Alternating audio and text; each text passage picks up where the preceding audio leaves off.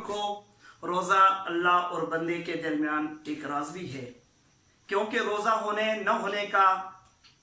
بجز اللہ ہی کو علم ہوتا ہے، تو اس لیے اللہ تبارک و تعالی اپنی شایان شان کے مطابق اس کے اوپر اجر بھی عطا فرماتے ہیں۔ تو روزے کی بہت سی فضیلت ہے، بہت سی فضیلت ہے، اس لیے اس روزے کی قدر کرو۔ اور روزے جس طرح روزہ رکھنے کے اوپر بہت فضیلت ہے، اسی طرح روزہ افطار کروانے پر بھی بڑی فضیلت ہے۔ جناب رسول اللہ صلی اللہ علیہ وسلم کا ارشاد ہے کہ روزہ افطار کروانے والے کو بھی اللہ تبارک و تعالی اتنا ہی ثواب عطا فرماتے ہیں جتنا روزہ رکھنے والے کو عطا فرماتے ہیں۔ ہاں، لیکن روزہ رکھنے والے کے روزے دار کے ثواب کے اندر کوئی کمی نہیں کرتے۔ تو میرے عزیز دوستو، روزہ بھی افطار کرایا کرو۔ اللہ کے نبی سے حضرات صحابہ اکرام نے، صحابی رسول نے پوچھا، حضور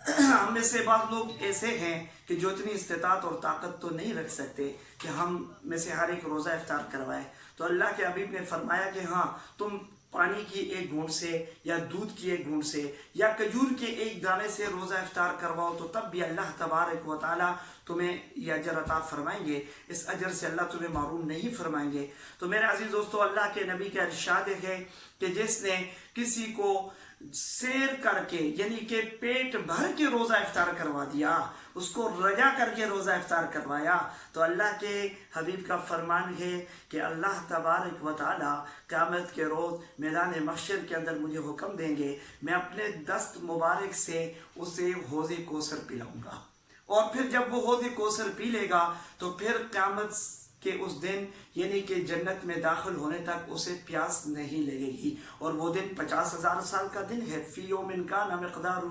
50,000 سنہ۔ اللہ تبارک و تعالی ہم سب کو حوض کوثر نصیب فرمائے۔ بہرحال رمضان کے